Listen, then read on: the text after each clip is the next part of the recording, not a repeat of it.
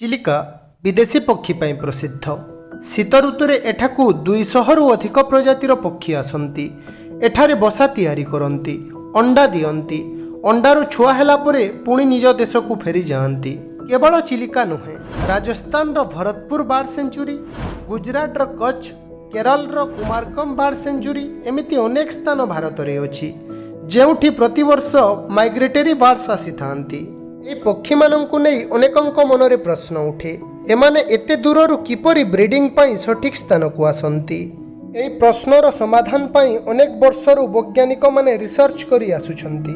ଏହାର ସମାଧାନ 2021ରେ ବୈଜ୍ଞାନିକମାନେ କରିପାରିଛନ୍ତି। ଏହି ସମାଧାନଟି କ'ଣ, ଆମେ ଏହି ଭିଡ଼ିଓରେ ଦେଖିବା। ଚାଲନ୍ତୁ ଭିଡ଼ିଓଟିକୁ ଆରମ୍ଭ କରିବା। ଶୀତ ଋତୁର ଆରମ୍ଭରେ ଭାରତକୁ 500ରୁ ଅଧିକ ପ୍ରଜାତିର ମାଇଗ୍ରେଟରୀ ବାର୍ଡସ୍ ନେଷ୍ଟଲିଂ ଓ ବ୍ରିଡିଂ ପାଇଁ ସାଇବେରିଆ, ୟୁରୋପ ଓ ନର୍ଥ ଏସିଆରୁ ଉଡ଼ି ଆସନ୍ତି। ଏହି ପକ୍ଷୀମାନେ ଏତେ ସଠିକ୍ ପଥ କିପରି ଜାଣିପାରନ୍ତି? ମାନେ ପୃଥିବୀର ମ୍ୟାଗ୍ନେଟିକ୍ ଫିଲ୍ଡକୁ କମ୍ପାସ ପରି ବ୍ୟବହାର କରିଥାନ୍ତି। ପକ୍ଷୀମାନଙ୍କ ଆଖିର ରେଟିନାରେ ମ୍ୟାଗ୍ନେଟିକାଲି ସେନ୍ସିଟିଭ୍ ପ୍ରୋଟିନ୍ ଅଛି, ଯାହାକୁ କ୍ରିପ୍ଟୋକ୍ରୋମ୍ସ କୁହାଯାଏ। ଏହା ପୃଥିବୀର ମ୍ୟାଗ୍ନେଟିକ୍ ଫିଲ୍ଡକୁ ଅନୁଭବ କରିପାରେ। ପକ୍ଷୀଟିକୁ ସଠିକ୍ ସ୍ଥାନ ଦେଖାଇବା ପାଇଁ ନେଭିଗେସନ୍ ସିଷ୍ଟମ୍ ଭଳି କାମ କରେ। ଏହି ପ୍ରୋସେସଟି ହୁଏ କିପରି? ପକ୍ଷୀମାନଙ୍କ ରେଟିନାରେ ଥିବା କ୍ରିପ୍ଟୋକ୍ରୋମ୍ସ ପ୍ରୋଟିନ୍ ଲାଇଟ୍ରେ ଥିବା ଫୋଟନ୍କୁ ଏବଜର୍ଭ କରି ଫୋଟୋ ଏକ୍ସାଇଟେଡ୍ ହୁଏ। ଏହାପରେ ଏଠାରେ ତିଆରି ହୁଏ ରେଡିକାଲ ପେୟାର୍ସ, ଯାହା ମ୍ୟାଗ୍ନେଟିକାଲି ସେନ୍ସିଟିଭ୍ କେମିକାଲ ଅଟେ।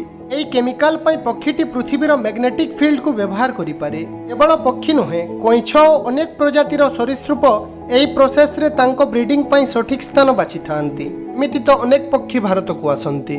2021 ମସିହାରେ 100 ବର୍ଷ ପରେ ଭାରତରେ ଏମିତି ଏକ ଅଦ୍ଭୁତ ପକ୍ଷୀ ଦେଖିବାକୁ ମିଳିଥିଲା। ପକ୍ଷୀଟି ଆସାମରେ ଦେଖିବାକୁ ମିଳିଥିଲା। ପକ୍ଷୀଟି ହେଲା ମେଣ୍ଡାରିନ୍ ଡକ୍। ଏମିତି ମଜାଦାର ଭିଡ଼ିଓ ଦେଖିବା ପାଇଁ ଚ୍ୟାନେଲଟିକୁ ସବସ୍କ୍ରାଇବ୍ କରନ୍ତୁ। ଭିଡ଼ିଓଟି କେମିତି ଲାଗିଲା ନିଜ ମତାମତ କମେଣ୍ଟ ସେକ୍ସନରେ ଦେବେ। ଆଜି ପାଇଁ ଏତିକି, ପୁଣି ଦେଖା ହେବ ଆଗାମୀ ଅଧ୍ୟାୟରେ। ଜୟ ହିନ୍ଦ, ଜୟ ଭାରତ।